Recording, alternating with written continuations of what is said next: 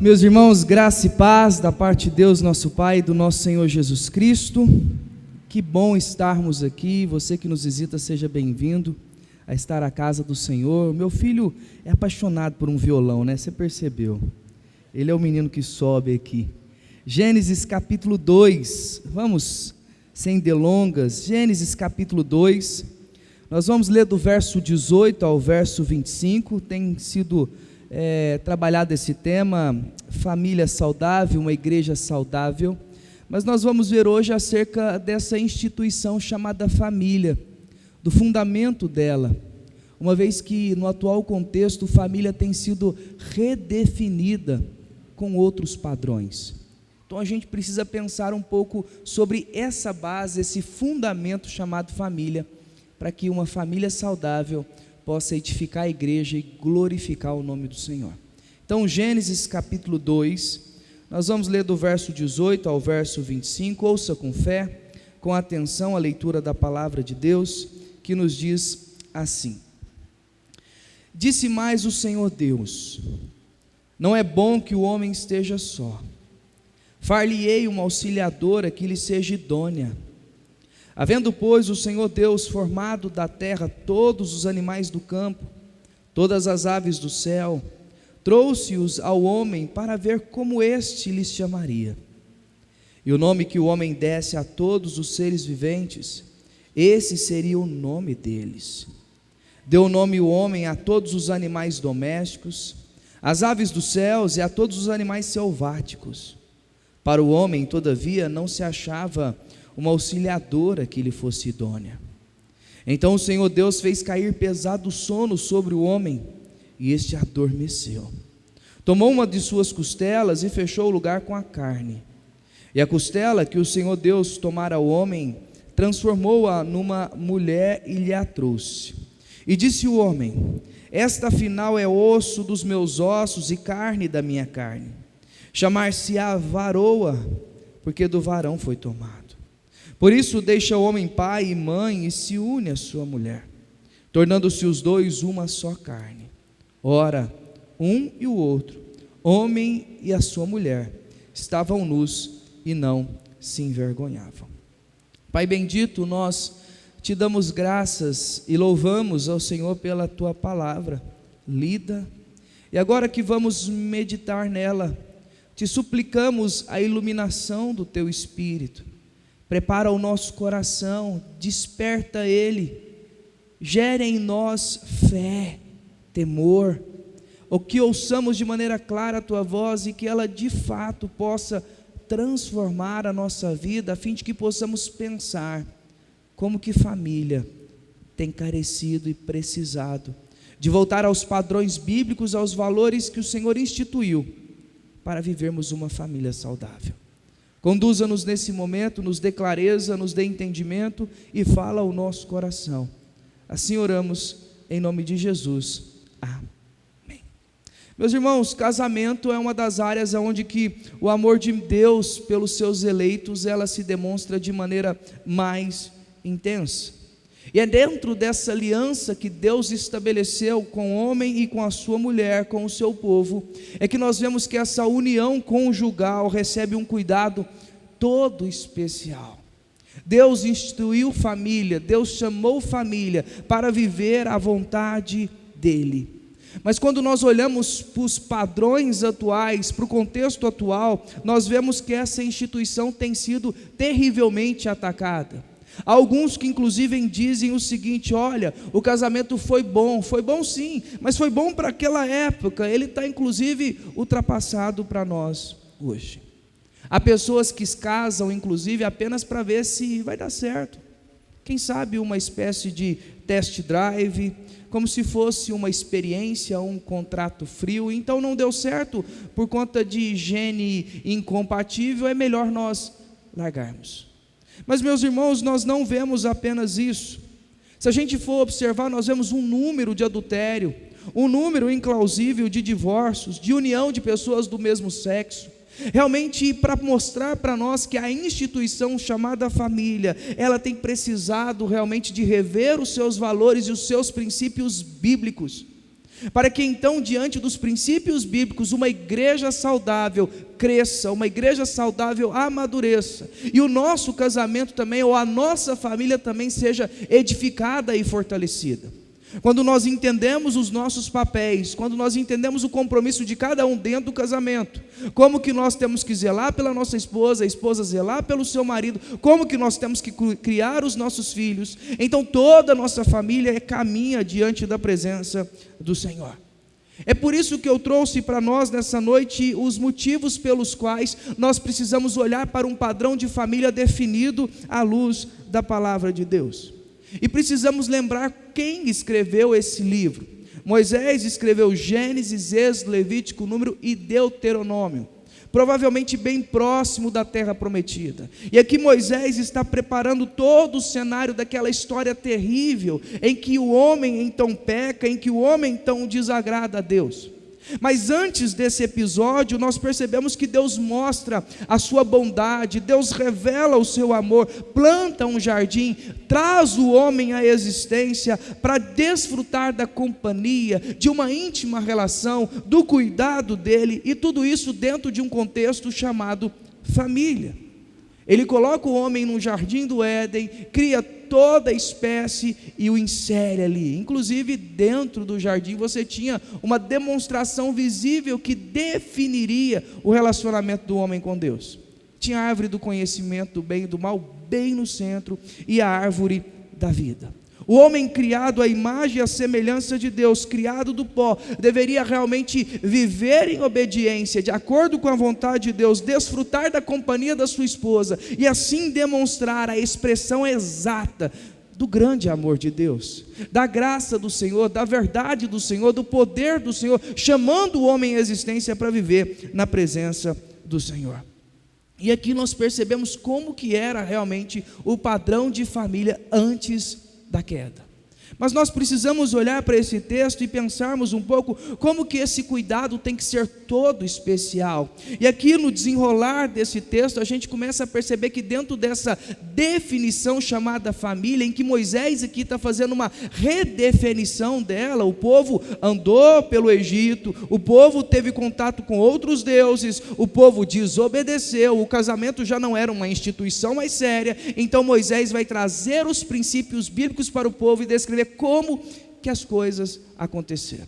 Eles tinham que entrar na terra prometida sabendo dos valores e dos princípios, sabendo como que o casamento foi uma instituição do Senhor e como que família tem que ser uma bênção dentro do plano divino. E aqui nós vemos então alguns princípios ou algumas verdades acerca disso, acerca desse plano divino chamado família. E em primeiro lugar, o que nós vemos aqui, que o que partiu daquilo que nós olhamos para essa definição de família, é que foi uma decisão divina. Não foi uma decisão sua, nem uma decisão nossa, nem minha. Foi uma decisão do Senhor. Deus é quem institui a família. Deus é quem chama o homem à existência. Deus é quem capacita o homem para viver em comunhão com Ele. E dentro desse período, o homem poderia relacionar-se com Deus face a face, intimamente, sem qualquer tipo ou resquício de pecado. E se você olhar para esse ato da criação, você vai ver em cada etapa em que Deus criou, Ele diz assim, e era bom. Inclusive no sexto dia, quando nós vamos olhar no capítulo 1, verso 31, nós vamos perceber de maneira muito clara acerca disso. O texto diz, viu Deus tudo quanto fizera, e eis que era muito bom. Mas quando nós olhamos aqui para o texto, o que estava de errado? Se Deus acabou de dizer que era muito bom, aqui Ele vai dizer para nós, disse mais Deus, não é bom que o homem esteja só. Far-lhe-ei uma auxiliadora que lhe seja idônea. Essa expressão não é bom, ela inclusive é enfática. Ela está bem no início para enfatizar, não é bom, de forma alguma, em momento algum é bom que o homem esteja só. Não é que Deus errou no seu plano, aqui está dentro da vontade, dentro do decreto, dentro do querer de Deus. Inclusive se nós formos olhar para esse relacionamento do homem, o homem tinha uma relação íntima com Deus, via Deus face a face, comunicava com Ele, desfrutava da companhia do Senhor, comia, se alimentava, trabalhava, desfrutava, não tinha suor, não tinha dificuldade, não tinha pena. O que de melhor ele poderia ter? O que poderia ser melhor? E aí nós olhamos para esse texto e percebemos que na realidade não estava bom, porque ainda tinha que concluir o propósito e a vontade de Deus. Não é bom porque o homem sozinho não consegue procriar, em momento algum. E é tão interessante esse texto, porque se nós olharmos para nós, é bom um homem viver sozinho? Mulheres, é bom? É só viajar e deixar a casa uma semana com o marido, como é que vai estar? A televisão vira sapateira, a meia fica na sala, a toalha fica no chão. Não é bom de forma alguma que o homem esteja sozinho. Não teria como perpetuar a raça, não teria como de fato procriar. Então Deus determina realmente que o homem continue, mas continue dentro de um relacionamento íntimo com a sua esposa, e que inclusive aponta para um relacionamento maior. Se você for olhar para Paulo em Efésios capítulo 5, ele vai falar sobre os deveres das mulheres, dizendo: mulheres, sejam submissas aos vossos maridos como ao Senhor. E depois ele vai falar dos deveres dos maridos, dizendo: maridos, amem as vossas mulheres como Cristo amou a igreja. Aí um pouquinho lá no final do capítulo ele está dizendo: grande é esse mistério, mas eu não me refiro ao casamento, eu me refiro a Cristo e a sua igreja. A forma de demonstrar o amor de Cristo para com a sua igreja, a forma de revelar esse amor profundo, está aqui instituído na família e demonstrado de maneira muito clara. Em que Deus chama a mulher, em que Deus cria a mulher para ser alguém que nos acompanha, que nos auxilia, que nos ajuda, porque é isso que o texto diz: não é bom que o homem esteja só, far-lhe-ei uma auxiliadora que lhe seja idônea. Alguém coigual, alguém que poderia olhar no espelho um do outro e estar na mesma altura, na mesma posição de raça humana, não de função. De alguém que inclusive pode ser a parte contra ele. Idônea não é que ela tem que aceitar tudo, é que ela inclusive tem que ser contra, mas a fim de que o plano de Deus, a vontade de Deus, o destino que Deus determinou para o homem seja cumprido.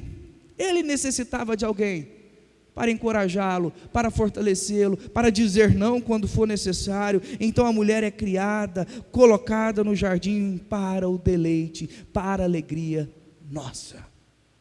Então a família não parte por uma decisão minha e sua, ela parte em primeiro plano por uma decisão de Deus. Embora haja diversidade de sexo, a união está demonstrada naquilo que cria para ser instituído para o Senhor. Mas não é só uma decisão. Observe, meus queridos, que quando nós olhamos para o texto, para esse plano divino chamado família, nós vemos que Deus prepara todas as coisas. É Deus quem chama, é Deus quem cria, é Deus quem prepara. O homem não participa em momento algum dessa decisão, quem faz todas as coisas é o Senhor, apontando para a necessidade daquilo que o plano de Deus havia definido. E o texto inclusive vai dizer para nós, o verso 19 e o verso 20: havendo pois o Senhor Deus formado da terra todos os animais do campo, todas as aves dos céus, trouxe ao homem para ver como este lhe chamaria. E o nome que o homem desse a todos os seres viventes, esse seria o nome deles. Deu nome o homem a todos os animais domésticos, às aves do céu, a todos os animais selváticos. Para o homem, todavia, não se achava uma auxiliadora que lhe fosse idônea. Olha como que é a estratégia que é interessante, a fim de mostrar para Adão a necessidade dele, aquilo que Deus havia feito de maneira muito clara, inclusive resumida no capítulo 1, mas agora de maneira descritiva, como que cada coisa aconteceu no seu momento, no seu tempo, vai mostrar para nós como que o papel do homem era chamar as coisas, era nomear as coisas, ele era a coroa da criação.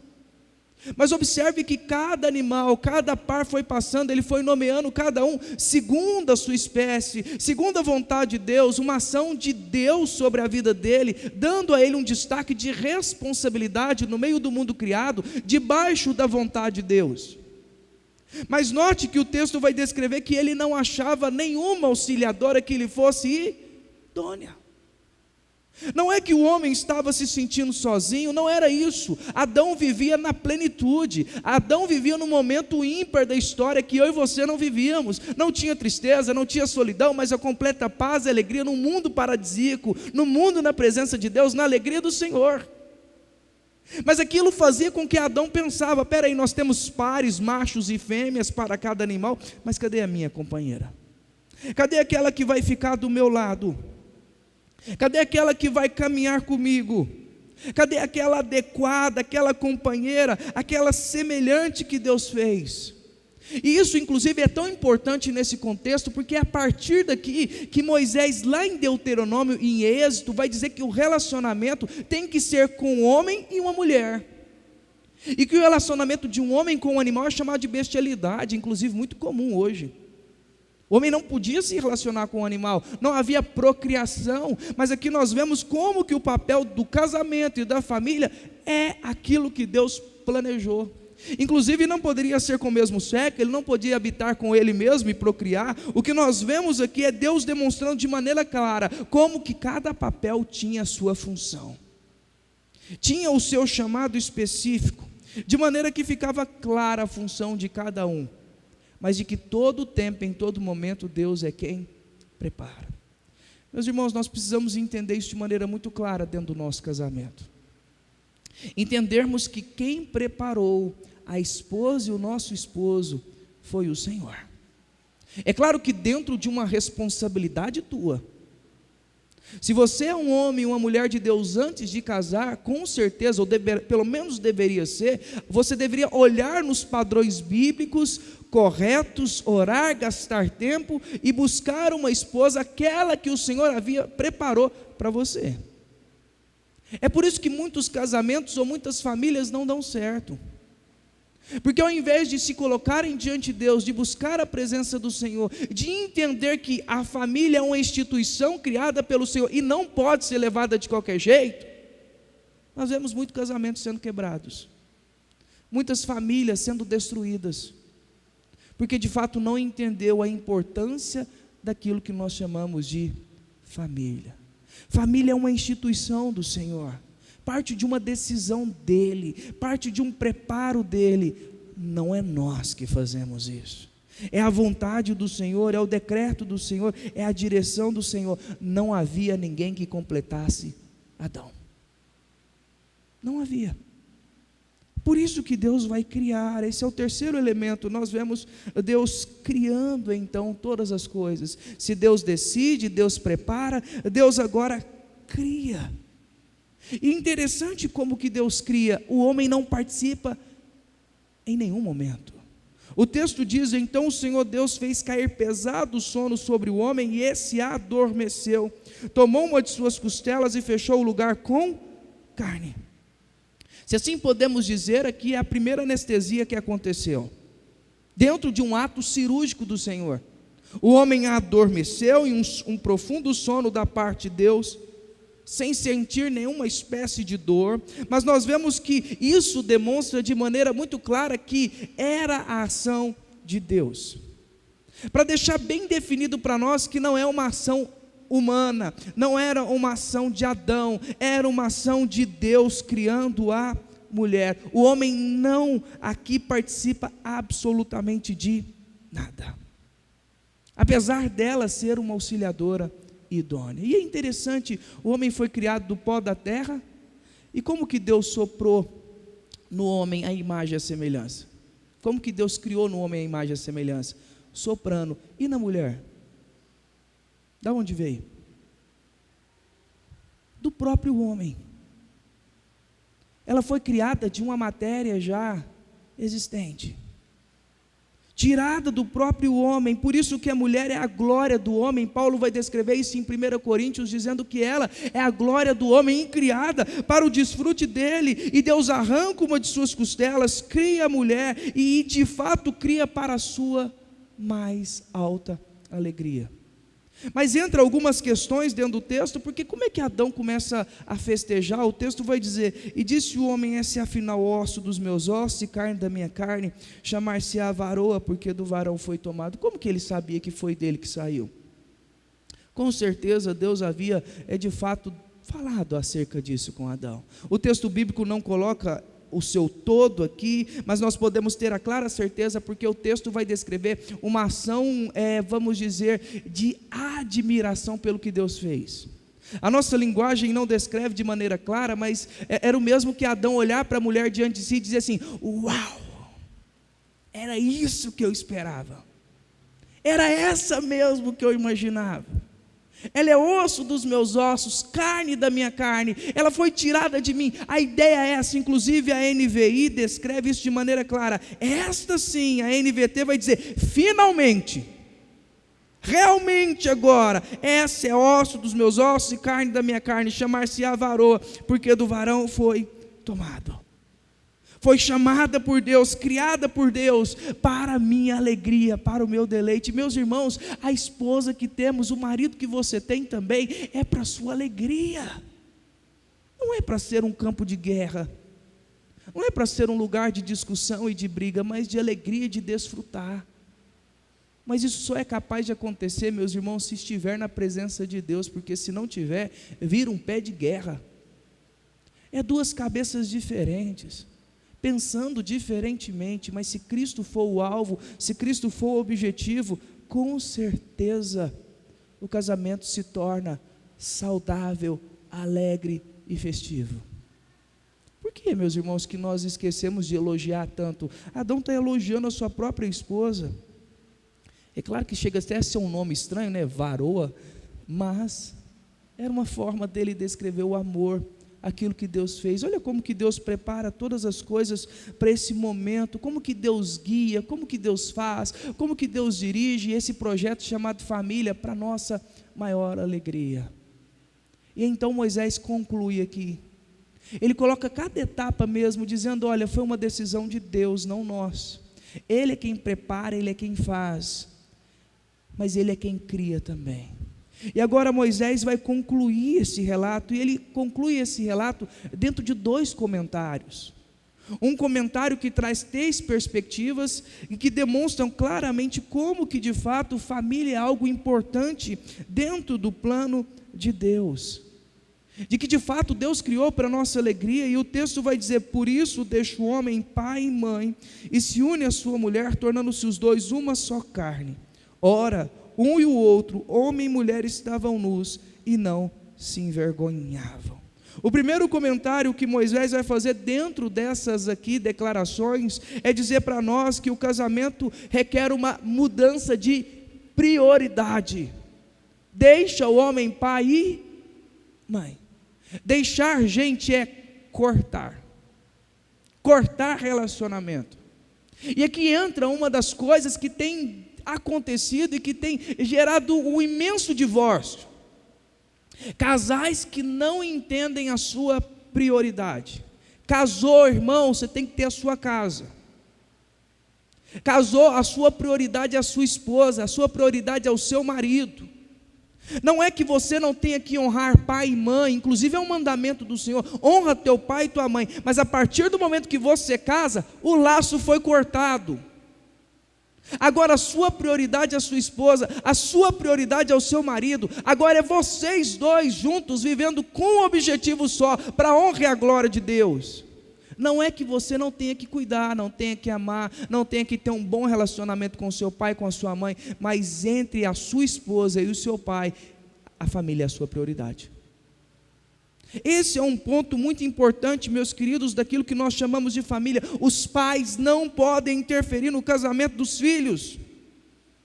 É o que tem gerado muita complicação, é o que tem gerado muita briga. Os pais não se desprendem dos filhos, os filhos não se desprendem dos pais, e aí nós vemos uma série de briga, uma série de consequências, e nós vemos casamentos sendo desfacelados e sendo destruídos.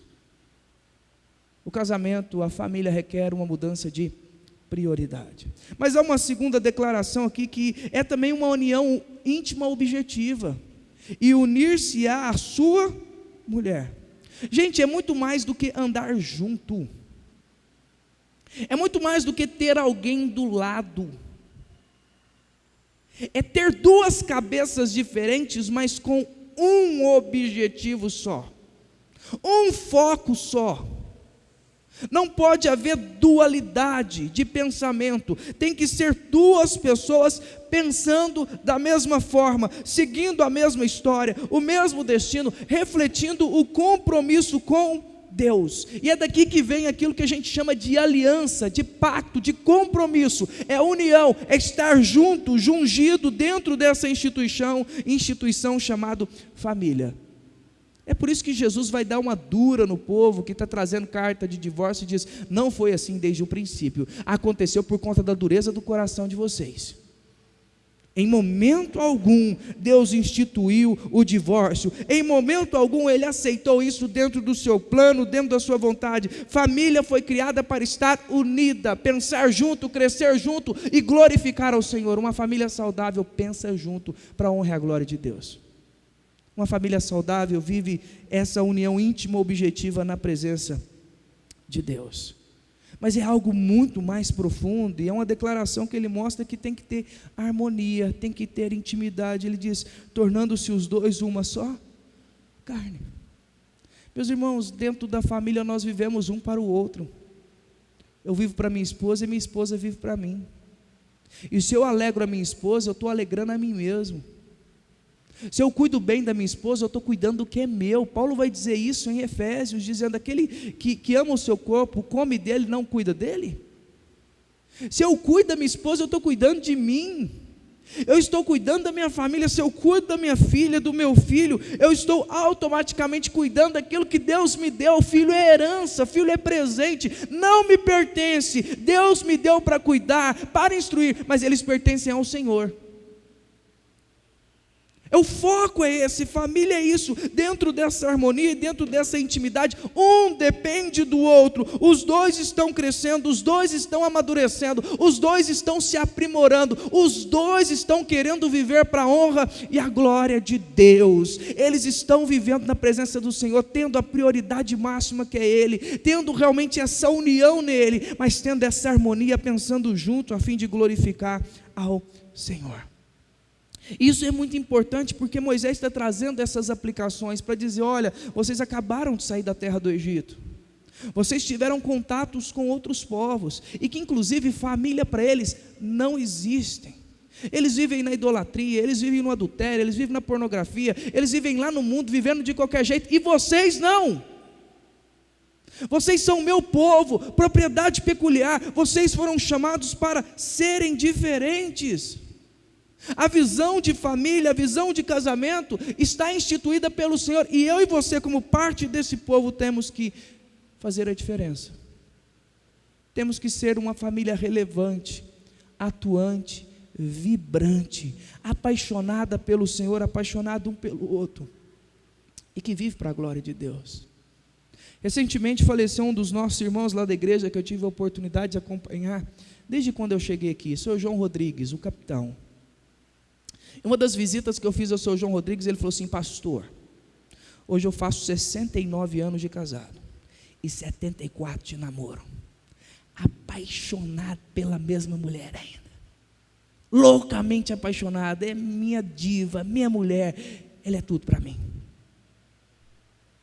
Aquele homem demonstrou para mim o que de fato é ser família, que por mais que tivesse 69 de casado, 74 de namoro, a família era tudo para ele.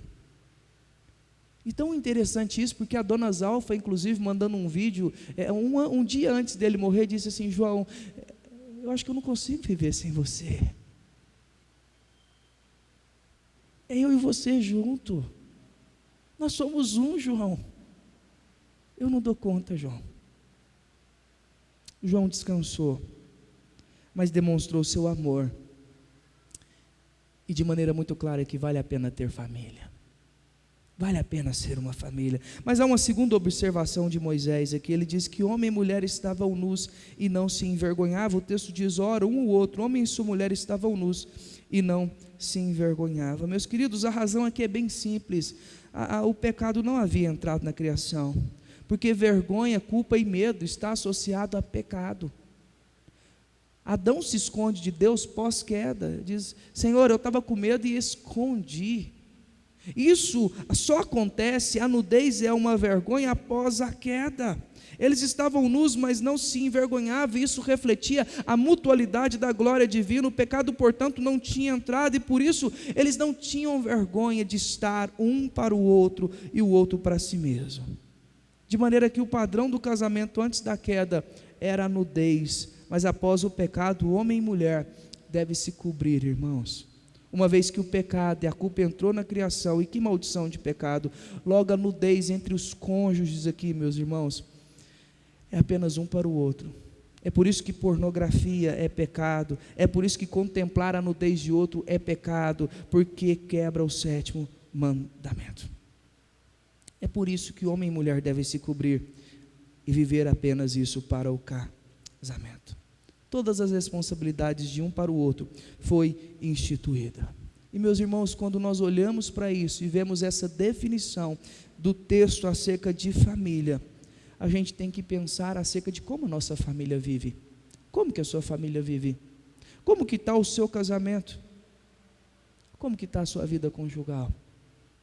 Por fim, mesmo que o homem tenha o mesmo módulo biológico dos animais, meus irmãos, e a gente pode completar isso e ver isso de maneira bem clara, nós precisamos comer, nós precisamos respirar, beber água como os animais, mas nós somos diferentes, porque nós fomos criados à imagem e à semelhança do Senhor.